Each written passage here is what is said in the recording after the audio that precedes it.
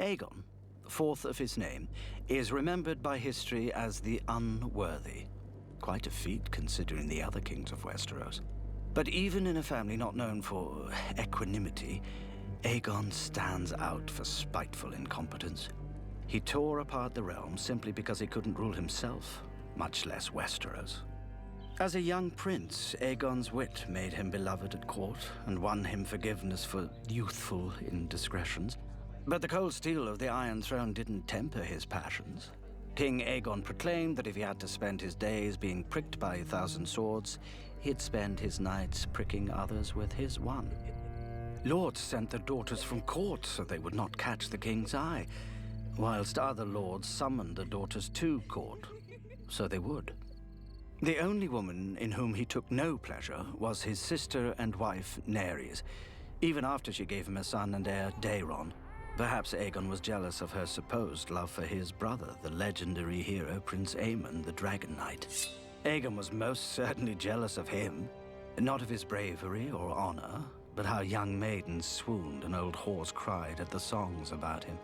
But most likely, Aegon disregarded his wife and son because he chafed at restraints of any kind, be they the bonds of marriage, or patrimony, or even reason. When Prince Daeron objected to his father's foolish plan to invade Dorne, Aegon incited a lickspittle lord to accuse the queen of adultery with Aemon, making Daeron illegitimate. Prince Aemon defended the queen's honor in trial by combat. But while the lord's claim publicly died with him, no sword can kill a rumor. Out of spite and pique, Aegon had seeded doubt into his own heir's claim to the throne, which bore bitter fruit with the birth of another son, the bastard Daemon Waters, by the king's own cousin. Raised in the Red Keep on account of his mother's royal blood, Daemon grew tall and powerful, and excelled at all the martial skills that men wrongly value in leaders. Instead of protecting his own heir from a rival, Aegon knighted Daemon at 12, and shocked the realm by bestowing on him the Conqueror's own Valyrian steel sword. He even let the boy renounce his common bastard's name and take the Targaryen sword's name for his own, becoming Daemon Blackfyre. Still, though a name can change, blood can't. And Daeron was Aegon's only true-born son, until he wasn't.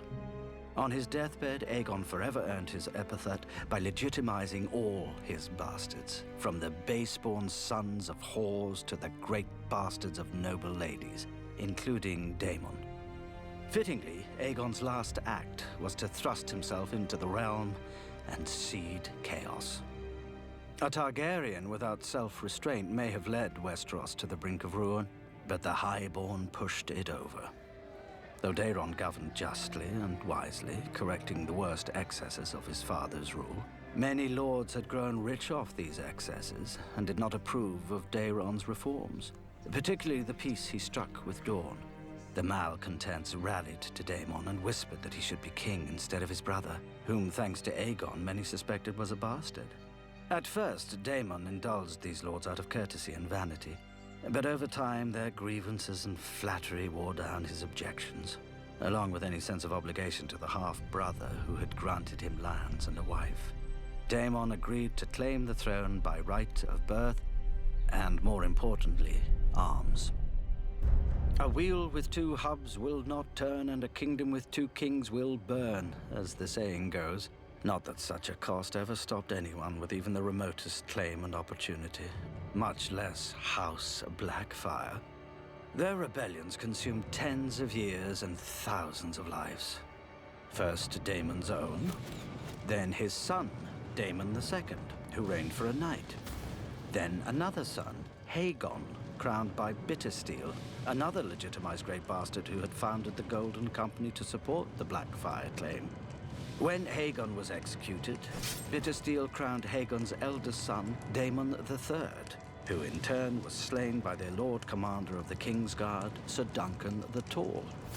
Finally, Meleys the Monstrous fell to Sir Barristan Selmy in the War of the Ninepennny Kings, and the Blackfyre Rebellion ended with the extinction of the entire line, as is appropriate.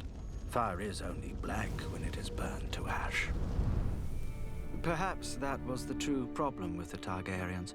The blood of the dragon runs hot, and fire consumes. Perhaps what Westeros needs is a ruler born not from fire, but from snow.